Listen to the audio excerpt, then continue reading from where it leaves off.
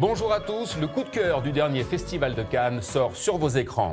Le Grand Bain, réalisé par le comédien Gilles Lelouch, une comédie à hauteur d'homme qui n'est pas sans nous rappeler de Full Monty, avec le portrait de différents abîmés de la vie qui se retrouvent dans une piscine, histoire de s'adonner aux joies de la natation synchronisée. Un bassin qui leur permet de ne pas totalement perdre pied et qui nous offre un véritable bain de jouvence. Putain, le portal de merde. Championnat du monde, c'est un fantasme. Qui est pour? Hop, allez, c'est bon. Qu'est-ce que j'écris là? Équipe de France. Et pourquoi pas les hommes dauphins? Non. Arrête, Qu'est-ce que vous croyez hein? C'est comme ça que vous allez gagner? Je veux juste participer. Participez, fils de pute! Oh non, on arrête de rigoler, vous allez tous vous mettre en tenue, on va aller courir! Je pas mes habits pour courir là. Ah bon, on s'en fiche. Merci beaucoup à tous les quatre d'être avec nous à l'occasion de la sortie de ton film Gilles Le Grand Bain. Et tu souris quand je dis ça, et tu as bien raison de sourire. C'est vraiment, sincèrement, d'une grande réussite. Natation synchronisée, qui te permet finalement, et on va en parler, de développer énormément de choses. Mais déjà, natation synchronisée, tu l'as découvert en lisant quelque chose dont on a parlé. C'est le point de départ, il est où? J'ai vu un documentaire qui passait sur Arte il y a à peu près 5 ans, à l'époque où j'avais commencé une ébauche de scénario avec à peu près les personnages qui existent encore, mais ils ne faisaient pas du tout la même chose. Mais je n'arrivais pas à trouver le thème profond que je voulais développer, c'est-à-dire le pouvoir du collectif. Et quand j'ai vu ce documentaire sur la natation synchronisée masculine, j'ai vu le parfait symbole de ce dont je voulais parler. C'est-à-dire la natation est vraiment, pour le coup, un domaine, une discipline où s'il y en a un qui rate, tout le monde rate.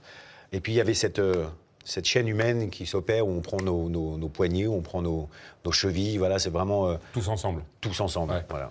Guillaume, tu t'es dit, il est dingue, parce que vous connaissez bien tous les deux, mais quand il a commencé à te parler de natation synchronisée, tu as dit, Gilles, oui, bien sûr. T'étais inquiet pour lui Mais absolument pas, en fait. Ouais. Très bizarrement, j'ai jamais vu ça comme un truc...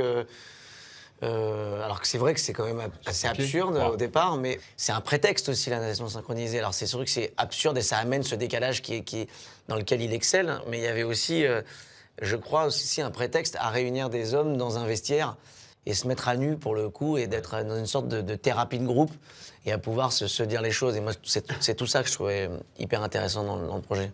C'était vraiment pas du tout intéressant. Quoi, c'est parce que c'est Thierry que tu dis ça? Non. Je croyais qu'on avait dit, il n'y a pas de jugement. On se juge pas, ok? Si c'était la règle. S'il n'y a pas de règle, moi je me casse. Ouais, il a raison, si on juge après, on peut plus s'exprimer. Je suis désolé, c'est toujours un peu Zarbiski, c'est toujours un peu merdeux. Voilà, c'est ce que je dis. Non, mais ça, je suis sous antidépresseur. Ce ne sont pas des potes, c'est pas un film de potes. Ils se retrouvent donc dans ce bassin, mais on a vraiment le sentiment que c'est vraiment le sujet du film, c'est qu'ensemble, ils font tout, en tout cas, pour essayer de s'en sortir. Le seul point commun, c'est qu'ils sont tous en train de se noyer. Oui, une belle image. Enfin, ce film est plein d'allégories, en fait. Et donc, ce qui leur permet de flotter, c'est de se tenir les uns les autres, et grâce à ça, ils vont s'en sortir. Et leur vie va s'orienter différemment. C'est une vraie articulation, c'est un vrai virage dans leur existence. Ça fait 2 ans que je travaille pas. J'ai l'impression que tout ce que je touche se transforme en échec. T'es pas David Bowie, papa. Tu le sauras jamais. Moi, je trouvais plus dépressif que moi, j'ai l'impression. Je m'appelle Delphine, je suis alcoolique. Ce qui m'a sauvée, c'est mon équipe de natation synchronisée masculine. Assez prometteuse, je dois dire. La surprise de lire le scénar, parce que dès lors qu'il s'agit de natation synchronisée en ce qui concerne les hommes, ça n'arrive pas tous les jours. Et est-ce qu'il y a après la surprise d'avoir lu le scénar et la bonne idée de se dire « Oh merde, il va falloir se mettre en maillot de bain avec un bonnet de bain ». Est-ce que c'est venu assez vite, ça, dans la réflexion, Benoît? C'est la première question, c'est pas la question du maillot de bain. La première question que j'ai posée à Gilles, c'est pas tellement ça, c'est est-ce qu'on va devoir faire un effort pour maigrir? Je jure que c'est vrai. Parce qu'il me l'a donné, j'avais pas lu le scénario. Donc en fait, il me le donne, il me le tend, parce que c'était très secret. Et la première question que j'ai dit, oh, s'il faut commencer à maigrir et tout ça, ça va... Non.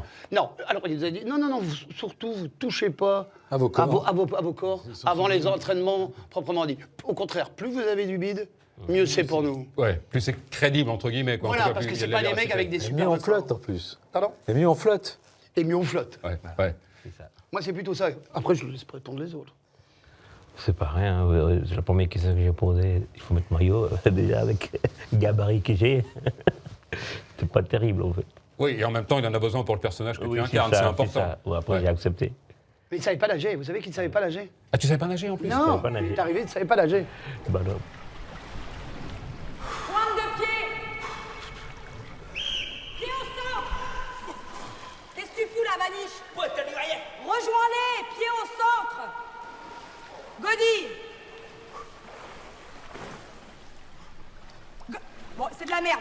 C'est de la merde, ça sert à rien. J'adore ce personnage. J'ai adoré l'interpréter. J'ai adoré être avec eux, être dans sa colère. Je retrouve plein d'amour et en même temps, je voulais pas lui donner systématiquement des circonstances atténuantes et l'excuser tout le temps.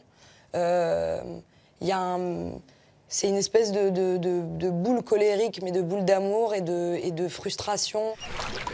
47 secondes, c'est nul. J'ai des fillettes qui savent retenir leur souffle plus de 2 minutes. Et vous?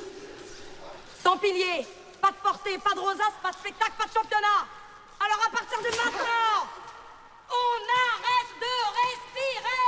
Je voulais que le film dévirilise un peu les garçons et masculinise un peu les femmes, qu'on remette voilà, qu'on refasse une espèce de pendule adéquate et logique de ce que je pense être des relations entre les hommes et les femmes.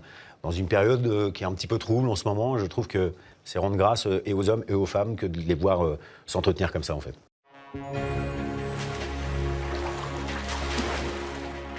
C'est ton équipe? Ouais.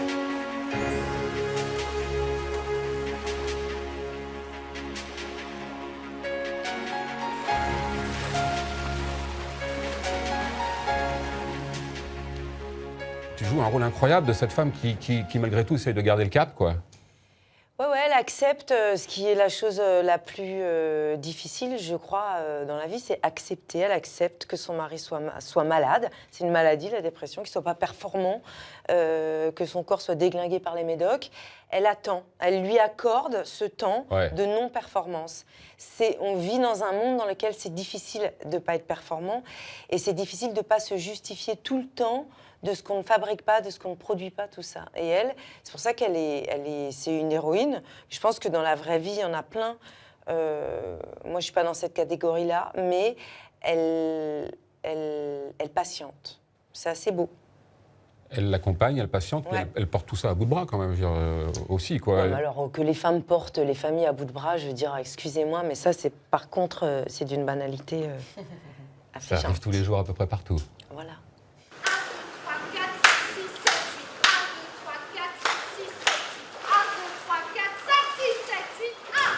Il y avait un vrai terrain de jeu pour toi, Philippe, justement, par rapport à la situation, à la natation synchronisée. Il y avait vraiment la possibilité d'incarner un vrai beau personnage. La question, c'est, je comprends pas. Est-ce qu'il y avait un vrai terrain de jeu pour incarner un vrai beau personnage? Parce qu'on est dans un univers, on vient de dire, absurde, décalé, et en même temps, c'est là où moi je trouve ça c'est très très fort, on est dans du concret, dans du réel, de mecs un peu laissés pour compte et qui tous ensemble vont essayer de s'en sortir. Ouais. Donc est-ce qu'il y avait un vrai terrain de jeu pour pouvoir s'exprimer? Pardon. Il y avait intérêt, c'est-à-dire qu'on devait s'entraîner déjà, alors c'était déjà un peu de rigueur qu'il fallait, parce que pour s'amuser, on parle de jeu, il faut des règles, sinon c'est pas marrant, il faut qu'il y ait de la rigueur, comme ça il y a plus de liberté quand il y a de la rigueur. Bon, c'est qui le pilier? C'est quoi un pilier? C'est quoi un pilier? Non, c'est une blague. Vous allez au championnat du monde et vous savez pas ce que c'est un pilier. Mais un pilier, c'est celui qui retient son souffle. Qui sait retenir son souffle? Félix, je parlais de terrain de jeu, tu l'as ressenti exactement de la même façon quand Gilles t'a parlé du projet et que tu t'es retrouvé sur ce projet? Ah ouais, totalement, mais moi j'avais des problèmes de dyslexie un peu, je sais pas pourquoi, normalement dans la vie de tous les jours je confonds jamais ma gauche et ma droite, mais là la coach, quand elle nous disait pour la chorégraphie, j'avais beaucoup de mal, et le rythme et la synchronicité, je trouvais ça très, très complexe, mais justement cette rigueur permet ensuite, comme dit Philippe, de s'amuser, puis le truc collectif. Parce que ce qui était très drôle, c'est qu'il faut savoir qu'il est censé faire le pilier et celui qui arrive à garder sa respiration sous l'eau. Donc c'est le personnage qu'on va chercher parce que tous les autres sont incapables de le faire. Sauf que lui, dans la vraie vie, il était complètement claustro sous l'eau. Il était en panique. Donc on était tout le temps en train d'essayer de le réconforter. Et c'était assez... C'est-à-dire que... faut dire qu'il est quand même un peu en panique tout le temps. C'est-à-dire qu'il est né en panique. Si vous voulez. Woody Allen, à côté de lui, c'est Kung Fu. Quand vous avez fini, partez de l'autre côté, sortez de l'eau, prenez-vous dans les bras, les gens vont vous applaudir. À la fin, vous pouvez les applaudir plus fort comme vous le faisiez tout à l'heure, c'était bien. C'est super de se faire diriger par quelqu'un comme Gilles, parce qu'il avait c'était vraiment le chef d'orchestre. Enfin, on était beaucoup, on était dans une piscine, donc ça résonne. On peut partir aussi en roue libre, c'est le cas de le dire avec mon personnage. Oui. Parce que je suis en chaise roulante. Bien sûr, ça c'est fait. Voilà, ça c'est fait. Et c'est vrai que Gilles savait exactement ce qu'il voulait raconter avec tous ses personnages. Et effectivement, il y avait du rythme, mais ça, c'est aussi l'écriture. C'était une belle promesse, le scénario qu'on avait. Avec Ahmed Hamidi, notamment, qui a coécrit avec Gilles. Un ancien de Canal. Exactement. Et puis, mais je crois que Gilles, il a quand même... il aime énormément ses acteurs et tout, et il sait très bien qui filme. L'énergie de Leïla dans le film, c'est pas une énergie qui vient de nulle part. Elle est dans la vie. Non, j'ai pas dit que t'étais grossière, j'ai dit que t'avais de l'énergie. Donc elle peut être grossière à ses heures. Aussi. Quand elle est très en colère. Non mais l'énergie, l'espèce de... Leïla, c'est quelqu'un qui est là. C'est pas une personne éthérée, tout ça. Il y a quelque chose de sa vérité qui est dans la vérité du personnage. Même si c'est un personnage écrit. Allez, gros porc! Oh la putain! Je vais me tuer, ces grosses connasses. On va chercher la fille qui est en nous. Moi, il n'y a pas de fille en moi. Bien sûr que si, abruti. T'en perdras pas tes trucs pour autant. Au contraire, t'en gagneras peut-être un peu. Il y a eu des correspondances entre les personnages et les acteurs très fortes que j'avais sous-estimées, en fait. Et il y a un autre truc que j'avais complètement sous-estimé, c'était l'entraînement qu'ils allaient devoir fournir. Et du coup, pour la plupart, les gens ne se connaissaient pas, n'avaient jamais tourné ensemble. Et en fait, de se rencontrer dans le bassin, sous l'œil rigide et attentionné de Julie Fabre, leur coach, ils se sont trouvés dans le bassin pendant les entraînements, ils se sont parlé dans les vestiaires en se changeant, ils sont allés boire des bières après, exactement comme dans le film. Et donc moi, j'ai une bande hyper cohérente et hyper connectée qui est arrivée sur le tournage. C'était assez beau de les voir vraiment comme dans le film. Au départ, tu voulais quand même l'appeler les petits peignoirs. Ouais, c'est vrai. C'est vrai, mais je me suis dit qu'il y avait une petite... Ouais, pourquoi pas.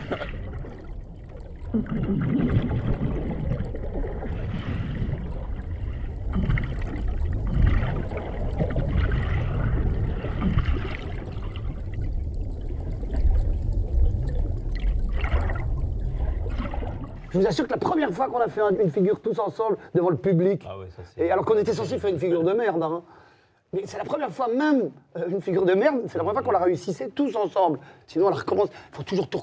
On était contents, quoi. C'est vrai. Même à ce point content que Guillaume a oublié que son personnage ne devait pas montrer qu'il était content. Et cet abruti, il sort de l'eau, il vient voir Gilles, il dit « T'as vu, j'ai même jeté mon bonnet !» Et alors que Gilles lui dit « Abruti, t'as lu le scénario, il est écrit que t'es pas content. » Ah oui, c'est vrai, je suis pas content. C'est vrai. Ça vire un peu à l'orange? Non. J'ai mis l'autre bon sang. Tu trembles? Ouais, je tremble, ouais. Tu trembles jamais, toi? Non. Ça m'empêche pas d'avoir peur. T'imagines un peu ce qui se raconte autour de lui? Mais c'est mon mec et je suis fière de lui. À l'arrivée, il s'agit quand même d'une comédie, parce que même si elle est touchante, même si elle est bouleversante, même s'il y a des... Mais Gilles vous a vraiment demandé de le jouer au premier degré, c'est-à-dire sans jouer les intentions, sans être dans le comique ou dans trop en faire, c'est vraiment au service du personnage. Oui, et en fait, c'est gommé tout le temps, gommé. Et écoutez-vous. Écoutez-vous. Il disait écoutez-vous. Ouais, c'était très important, parce que parfois, on était quand même souvent 6. Écoutez-vous, quoi. Parce que ce qui est vrai, les acteurs ont tendance à ne pas toujours s'écouter, ils s'écoutent eux-mêmes. Donc ça, je me rappelle, c'est amusez-vous et écoutez-vous. Et comme il est acteur et qu'il a quand même pas mal tourné avant d'arriver à la fin de son scénario, il sait ce qu'il nous demande, quoi. Donc il laisse pas partir le truc... Il va pas se laisser prendre au premier truc, quoi. Et puis, il a aussi cette expérience d'acteur qui lui permet de comprendre que parfois, les acteurs, pour prouver qu'ils donnent du jeu, en font un petit peu trop. Et en fait, il était toujours à nous dire faut soustraire, faut plus de rétention, plus simple, tout simple, juste un regard, pas d'état d'âme, rien, ça va passer, t'inquiète pas, la caméra est là. Merci beaucoup à tous les trois. Merci. Merci, Laurent.